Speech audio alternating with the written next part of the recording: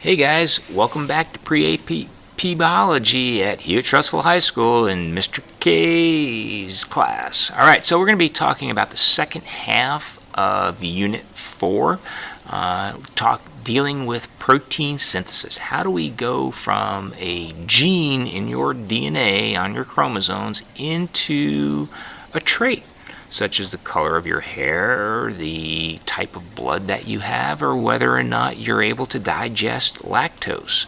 Okay, and traits, these are all protein products. So that's what we're going to be talking about today. Alright, so the flow of information, or otherwise called the central dogma of molecular biology, basically states the series of steps that are necessary in order to turn a series of nucleotides, i.e. a gene, into an observable trait, such as, like we said earlier, the color of your skin, the color of your eyes, how well you're able to metabolize certain types of foods, and so on and so on. Okay, so the first step is transcription, and that's turning the sequence of nucleotides of a gene into a messenger RNA molecule.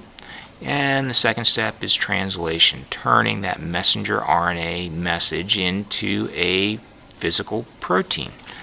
Okay, as you can see on the diagram below, in a eukaryotic cell, that's what that little blob is down there. The process of transcription occurs in the nucleus, and the process of translation occurs in the cytoplasm. DNA also can undergo replication. And when does DNA and why does DNA have to replicate? Question to answer.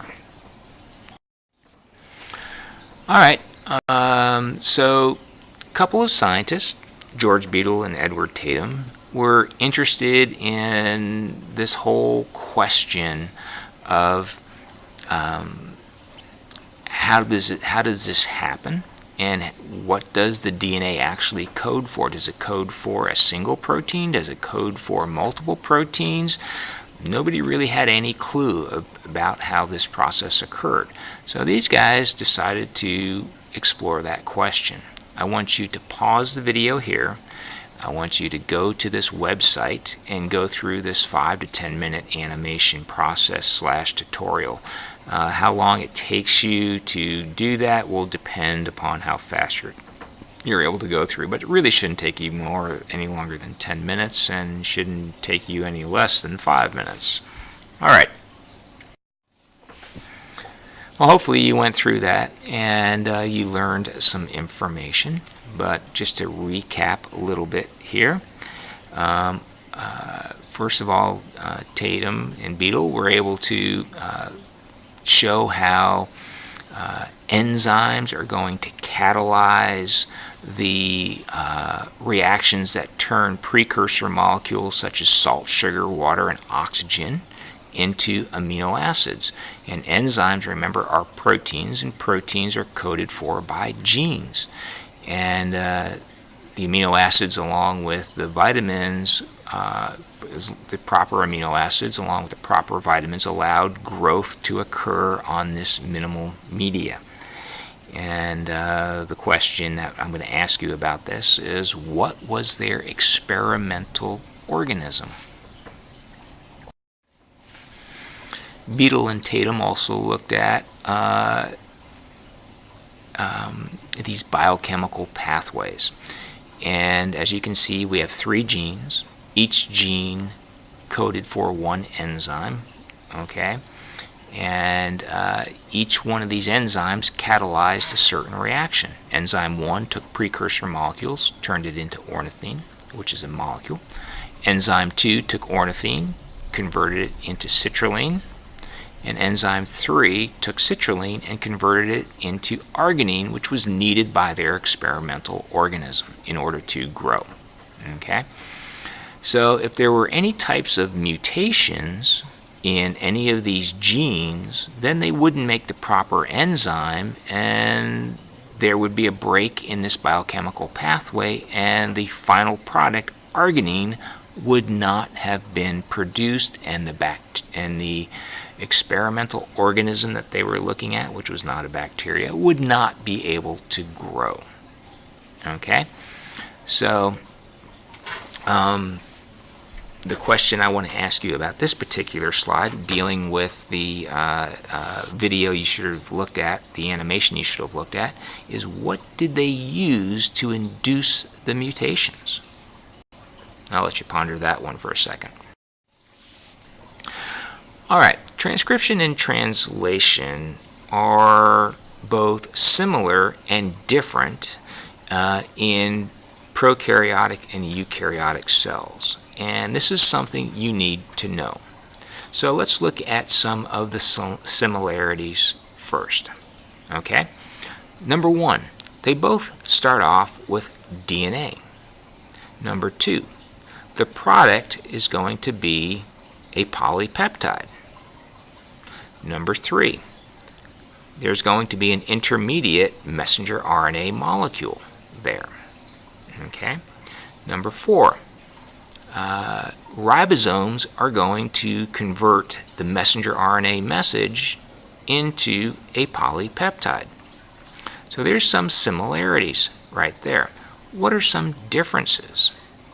Okay, well, some of the differences you should be able to see in prokaryotes. You can see that the processes of transcription and translation all occur in the same area, because remember, there's no nucleus. All right. Whereas in a eukaryotic cell, transcription occurs in the nucleus and translation occurs in the cytoplasm, where the ribosomes are. So we have to get the message of the DNA out into the cytoplasm through the nuclear pores. There's another difference there too. In the eukaryotic cell, you can see that there's a third middle step, or I should say it's a second step, but it's in between transcription and translation, and that's called RNA processing. Okay, and the RNA has to be modified before it leaves the nucleus, and that does not occur in prokaryotes. All right, so how does this all happen? How do we go from DNA to a messenger RNA? Well, there's going to be a molecule, or not a molecule, there's going to be a complex of different proteins and things called RNA polymerase. And that should sound familiar, because when we talked about DNA replication, we talked about DNA polymerase. And what did DNA polymerase do? Remember, it took nucleotides and it matched them up according to the base pairing rules to the template strands. And because of base pairing rules, we were able to make two exact copies. Well, in this process of transcription, we're going to be using RNA polymerase, and RNA polymerase is going to read one of the DNA strands, and it's going to create a messenger RNA molecule, once again based on base pairing rules. Except when there's an A on the DNA, it's going to replace it not with a T, but with a U, because there is no thymine T in RNA. Instead, thymine is replaced by uracil.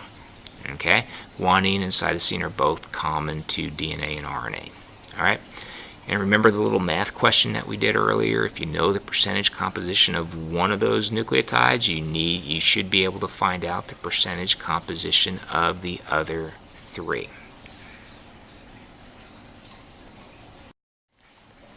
All right, so let's look at some of the differences and similarities of RNA and DNA. DNA, number one, it's a long-term molecule, and I'll talk about that in the next slide. It's the $1 million blueprint, is what we like to say.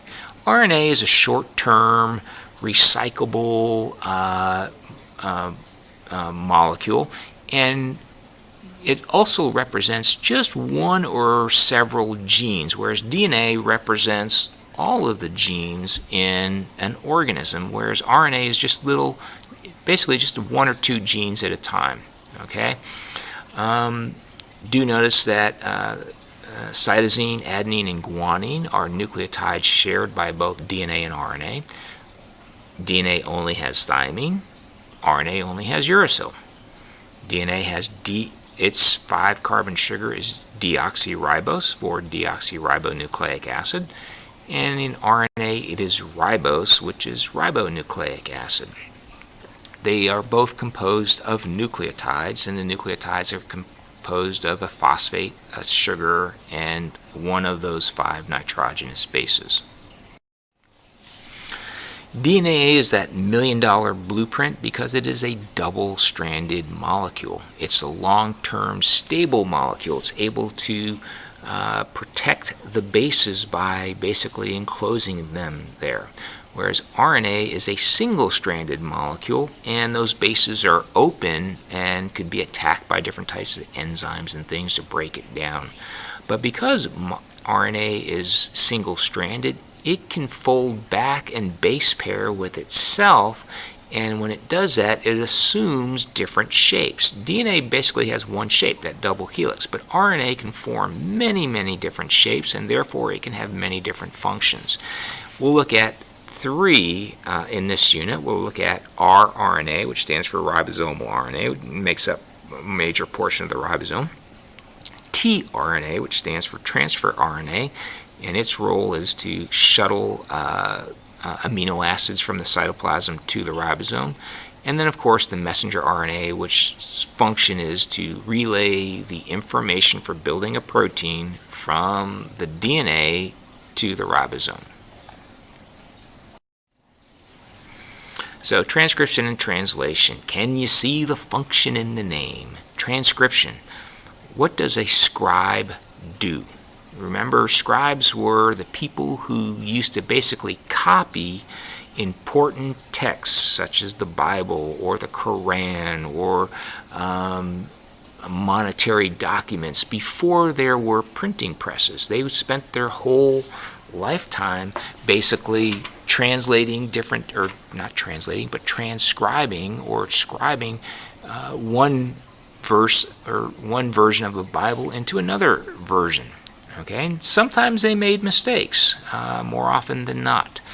And what do you do when you translate? When you translate, you're converting one language into another, whether it's Swedish into English, or it's Fortran into COBOL if you do computer stuff. Those are all translations. And in this case, we are translating the language of nucleic acids into the language of proteins. So, Marshall Nirenberg was another Nobel Prize winning scientist, just like Watson and Crick. Watson and Crick, remember, did the structure of DNA. Nirenberg figured out how that message, the DNA message, is translated into a protein. So once again, I want you to pause the video, and I want you to go through this animation on Nirenberg's research, and it has some great animations on the processes of transcription and translation. So hopefully this will help quite a bit in your visualization of how this process occurs. So what did Nirenberg do after his research? Remember, he started in 1960 and finished up in 1968. Okay, and he was able to produce this chart. Okay, and this chart shows all 20 amino acids, and remember, all 20 amino acids are common to all living organisms. So whether you're a bacteria, a blue whale, or you sitting in your chair at home, we all utilize the same 20 amino acids. Not only that, but this codon chart, this code is universal. So if you're a bacteria and you had 3 nucleotides in a row, that was uracil, uracil, uracil in your messenger RNA, that would code for phenylalanine, whether you're a bacteria, a blue whale, or yourself. Okay, so this code is also universal. Not only are the 20 amino acids the same, but this code is the same for all living organisms. It's a big piece of the evidence we have for common origin of all living things on this planet. So we're all in this together, guys. All right.